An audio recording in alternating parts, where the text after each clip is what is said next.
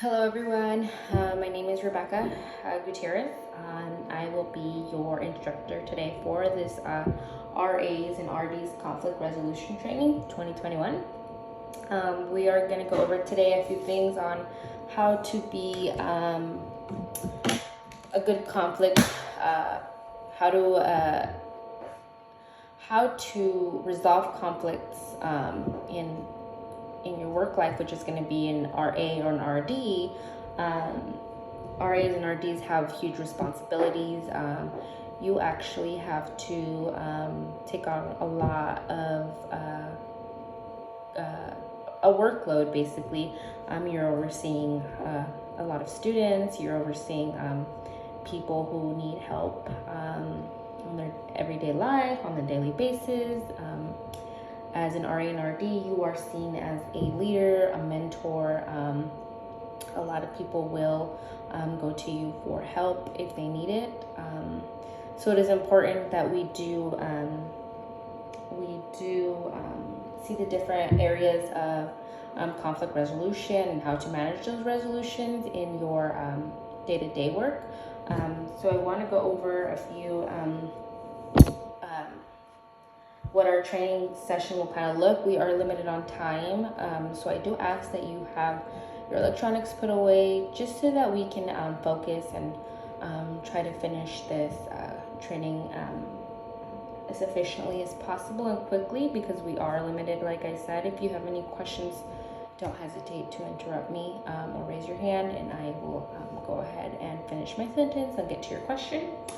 But like I said, I do ask that you put all your electronics away so we're not distracting our peers, or you're not distracting yourself from this learning environment. So what our training is going to look like is I want to go over our objectives, the different methods of conflict resolutions. We will have like a little review at the end where I will be answering questions if you have any. I want to do maybe a true or false to see if you guys are paying attention. So I would appreciate your feedback at the end of this. I will be giving a little survey feedback. A couple of questions, just answering what you learned, if there's anything I can do to better assist you in a learning environment, things like that. So my computer is a little slow today, so bear with me. Okay, here we go. So we're going to start off with our objectives today. By identifying conflicts, RAs and RDs will be able to understand conflict management and find a resolution. So by meaning this means we'll see a couple of scenarios. We'll figure out what the best conflict management will be, and we will find a resolution for these. I want to get as much of your experiences, or I want to get as much as you talking to just spark conversation, since this will be your day-to-day life. We can practice a little. After the training session, you as RAs and RDs will be able to incorporate a Christian worldview perspective into your everyday work life. So how does that look? That kind of looks like you will be responsible for students. So you will have the responsibility of managing conflicts. So GCU way is what they believe is having a Christian worldview perspective, Christian worldview background. You want to incorporate that in your everyday walk as an RA and RD. You want to make sure that you are following proper rules and regulations that GCU does have in place. And GCU is a Christian-based background, so we want to make sure that you are incorporating a God walk in your everyday life. So we want to make sure that you're also helping those students with a Christian perspective. Okay. While my computer continues, let's go over a couple of types of conflicts and examples of these conflicts. We have personality clashing, clean spaces, violating privacy. These are things you can see on a daily basis with students. You want to make sure with types of conflict, that you are assessing the situation properly. You're not just hearing a one-sided thing. You want to make sure that you hear both parties and things like that. A couple of examples I wanted to give is, or maybe you have an example of something prior.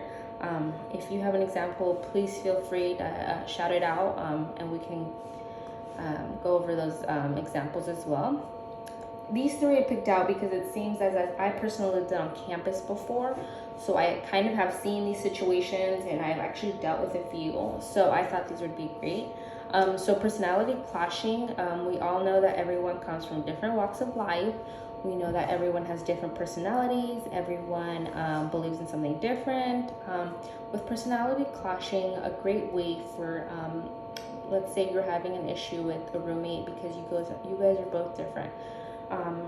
RAs and RDs, you have to remind your residents and remind yourself that, like I said, everyone's different. Not everyone's going to be best friends at the start of it. You know, you have to get to know each other. They're getting to know each other. They're getting to know their limits. They're getting to know what they do and what they don't like. And that's all part of living in a room living on campus. Part of living with somebody else, you know, having that experience. So when you have one or two people, or you have two people's personality clashing, we see that as normal. A lot of people's clash personality, but what we don't see is when it begins to escalating into issues, escalating into hatred, escalating into negative. I don't want to live here. I don't want this person as my roommate. This is where you would come in. This is where you would have to assess the situation. This is where you would have to try to manage these conflicts. You want to be able to talk to both parties together. And with this being said, you want to act as a mediator. So what is a mediator? A mediator acts as a neutral person. It's a neutral person between two parties. So you want to be that middle person. You want to be able to have both parties talk to one another without actually yelling at each other, without actually blaming one another, without actually getting into a physical fight. You want to act as a mediator where they can speak and feel comfortable, feel like one person's not going to attack the other. This is what a neutral person is. This is where you as an RA and RD would come in. You want to make sure that you're giving, you're being clear. You want to have as much clarity in what the situation is going on. Like, for example, the residents are not, one of the residents is not being as clean and the other one's very OCD. So as we see here, Mary is OCD and Jenny is not such a clean person. So Mary's instinct is to clean up all the time and Jenny's is not. What do you do in this mental health situation? So when you as a mediator, you're hearing both sides. Okay, Jenny and Mary. Mary is OCD, Jenny is not. So what do? Is you speak to both parties, you explain the situation, you explain, let me make sure I'm getting this right. So Mary, you are very clean and Jenny is not. This is, again, can also be personality clashing. But with clean spaces, you're living together in one room. So this is where you have to really clarify the situation, really get facts straight, really hear both sides, really acknowledge people's feelings so no one gets hurt. Obviously, Mary here is very upset that Jenny's not being as clean as she is. In this situation, you should really ask Jenny, ask Mary, what can Jenny do to have a little bit more organization? And maybe Jenny feels like Mary's a little too clean. So in this situation, it's Jenny, what is Mary doing that possibly upsets you, you know? You have to find a middle ground in between both of them. Maybe Mary can pick up her shoes, or maybe Jenny can pick up her shoes that she leaves in the front door, and that can give Jenny a sense of, okay, well, at least she's picking up her shoes. Maybe Mary cleans her side and Jenny leaves her side to herself. So each one is having to worry about their own things instead of everything else. Another great example of being a mediator is when you are violating privacy is another conflict. So let's say one of your residents is violating your other resident's privacy. So someone's going through each other's stuff, or taking something that's not theirs and not giving it back. You also do not want to blame your residents. You should never just assume. You should get clarity and clarify from both parties what is going on. You don't want to talk at this situation with violating privacy. You want to get both stories. So my recommendation would be talk to both parties separately. If Mary said Jenny took something of hers she can't find, maybe ask Jenny, hey Jenny, have you seen Mary's snow gloves? She can't find them and she's looked on her side of the room. Do you think it's possible if you look on your side of the room and see if the gloves are there, or can I help you and come into the room and we can look for Mary's gloves together? You need to find a common ground. You need to not attack the person just because Mary said Jenny probably took them. It could be possible that Mary misplaced them and now she's blaming Jenny. So you have to see all possible outcomes, all scenarios. You have to work up the ladder. You have to maybe check mark different things you've already tried before you escalate the situation into something that doesn't need to be escalated. Okay? So like I was saying, what can you do? What can you do as an RA and RD to make sure that you are managing these conflicts properly? According to Portland Community College, some resolution strategies could be to listen effectively. Like I said, maybe you could be listening to both parties. You should be listening to both parties. You should be hearing one side at a time. Don't allow both of them to talk together, or you won't be hearing things clearly. Identify the specific area that they're disagreeing on. Make sure you are only focusing on one area at a time. If you want to focus on a lot of different things they're discussing, or they're disagreeing on, it's just going to be a mess. You won't be able to hit every single point at the same time. You will just be jumping around, and things will not be resolved. You want to make sure that you're expressing their needs clearly. So when you're asking questions to either of them, what's going on, you want to make sure that you're asking the proper questions. Like, Mary, so you're saying that Jenny might have taken your gloves by mistake. So that sounds like it's more of a question, an open-ended question, so that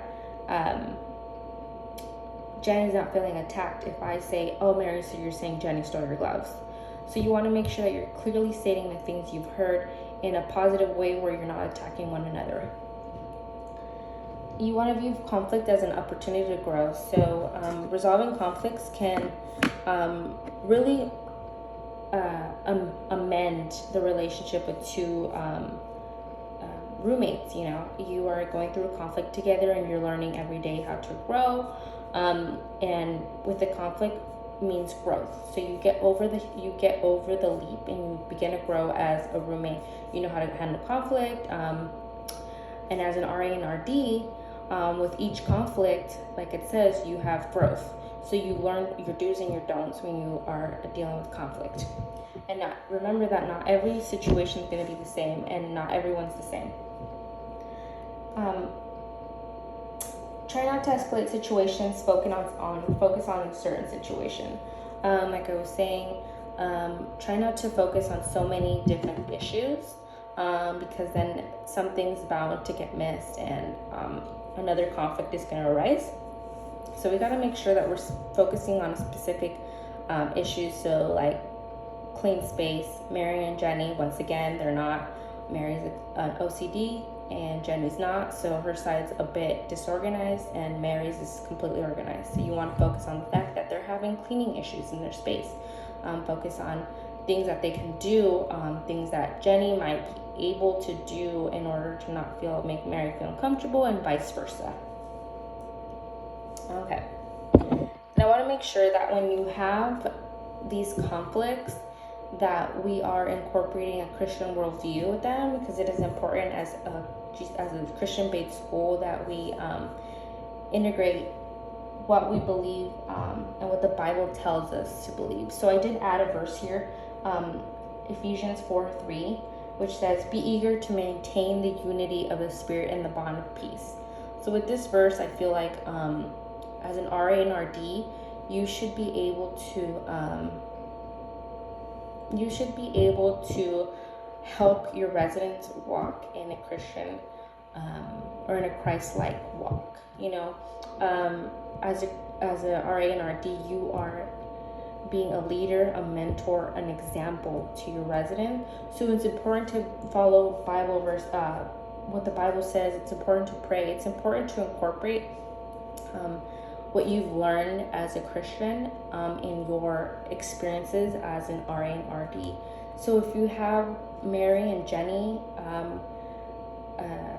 not liking each other and, you know, just hating each other, you want to make sure that when you're speaking to them, you're speaking out of love, you're speaking out of selflessness, and you want to make sure that what comes out of your mouth is what God's telling you to come out of your mouth, because that's a very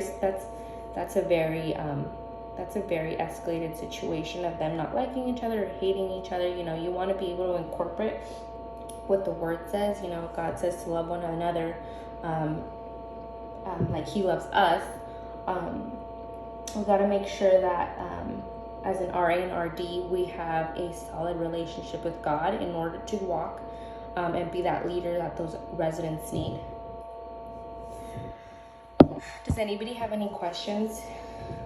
Mark, I do see that you are on your phone. I would really appreciate if you put your phone down and not distracted the rest of the class. If it's an emergency, I totally understand if you want to step out for a second and get that situation handled. And we can get back to the class as soon as you are finished with your phone call. Okay? Thank you. So I just want to do a few reviews, true or false questions, just to make sure that we kind of got the gist of how to manage conflicts and resolutions. So I'm going to do 2 true or false questions, and just let me know what you think, or raise your hand and I'll pick somebody. Okay, so true or false? If Mary blamed Jenny for stealing her gloves, do you think as an RA you should believe Mary? True or false? True. That's false. It's a false. So you shouldn't just automatically assume that what Mary's saying is true. Just because she says Jenny stole her gloves does not mean we have evidence, or we should blame the other person. Maybe Jenny took them by mistake, or maybe Jenny didn't even notice that she picked them up by accident. So we have to assess the scenario. We have to ask questions. We have to clarify. Okay, so that one was false. What is, or true or false? Should a mediator pick sides? What do you think? False. Correct.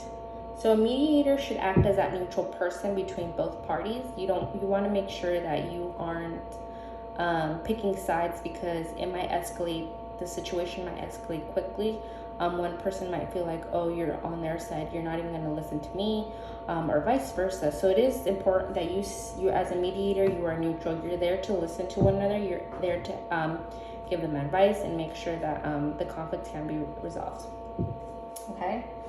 So as I said, the do's and don'ts are: make sure that you are actively listening, make sure that you are acknowledging their feelings, acknowledging what they're saying, make sure that they're being clear with you and they're being clear with each other's.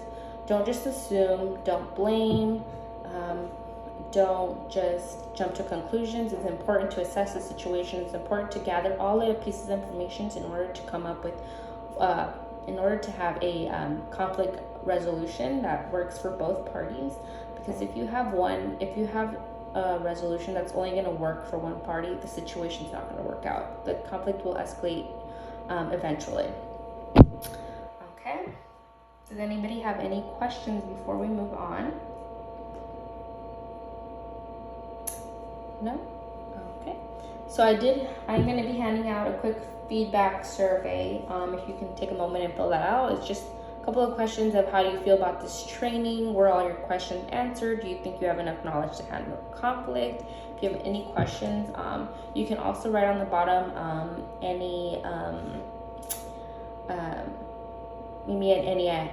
additional like advice that you could give me on my next, or anything I can include on my next training program. So or what you think would help this program succeed more. I would appreciate any feedback you guys can give me.